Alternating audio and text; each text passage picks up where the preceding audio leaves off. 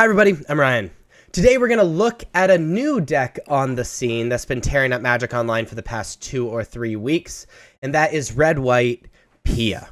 So what we're going to do is we're going to talk about the cards, the overall strategy, and kind of what you're trying to do with this deck, and why it's really beating a lot of established decks that already exist. Let's jump into it. So this is Red-White Pia. So what this deck is attempting to do is abuse this card, Pia Nalaar, Consul of Revival. It is a 2-mana 2/3 that says Thopters you control have haste, and it's a human artificer. Nothing broken so far. However, it says whenever you play a land from exile or cast a spell from exile, create a 1/1 colorless Thopter artifact creature token with flying. So that sounds kind of difficult to do if you don't think about all of these cards that you get to cast from exile if you want to. So Ren's Resolve and Reckless Impulse do the same thing.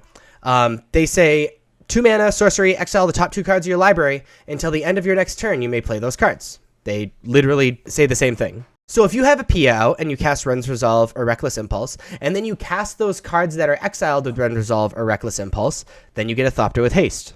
The same thing with Showdown of the Skulls is a 4 mana. It says essentially that the first chapter is essentially the same thing as Ren's Resolve and Reckless Impulse, except it says exile the top 4 cards, and until the end of your next turn you may play those cards. And then chapter 2 and 3 kind of lets you abuse being able to cast these cards from exile as well, where it says whenever you cast a spell this turn, put a +1/+1 counter on target creature you control. So it sounds just good and kind of cute, and that's what I thought when I first looked at this deck.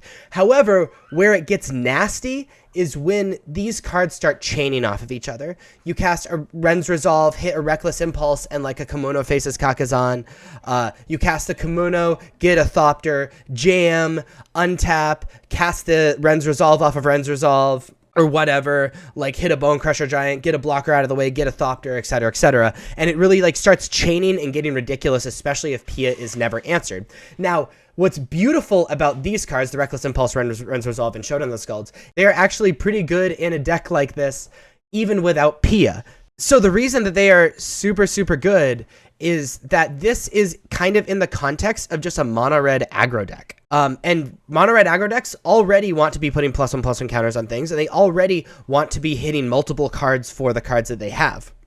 So even without this combo, the deck functions, which is amazing. Something that people don't really realize when you look at this deck is Bone Crusher Giant. The way Adventure works is Adventure exiles them with an Adventure thing on them. And so if you cast Bone Crusher Giant, you also get a Thopter.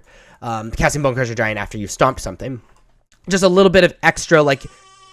Sorry, baby's whining. So just a little bit extra. You probably already want to play Bone Crusher Giant, but like you get a Thopter if you cast it after the stomp now too. So that's like the core of the deck. That's the combo. The rest of the deck is essentially just a mono red deck, where you are playing Soulscar Mages.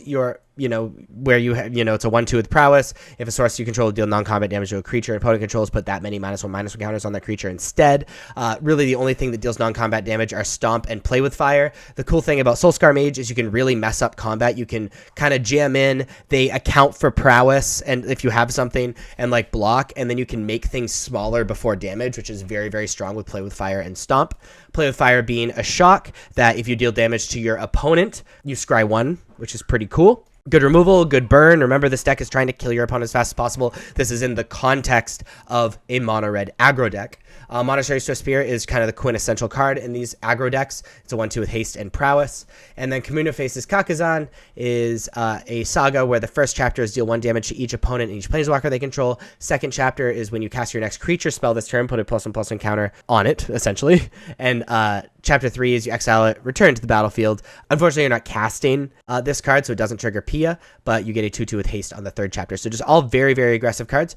We're also, since we are playing white, because of Showdown and Pia, we're playing for Chain to the Rocks. Chain to the Rocks, unconditional removal, just means we need to play a bunch of mountains, which is pretty easy with Sacred Foundry, and it being the core of the deck being a mono-red aggro deck, and we're going to see our white sources. We don't have to worry about that because we're drawing so many cards.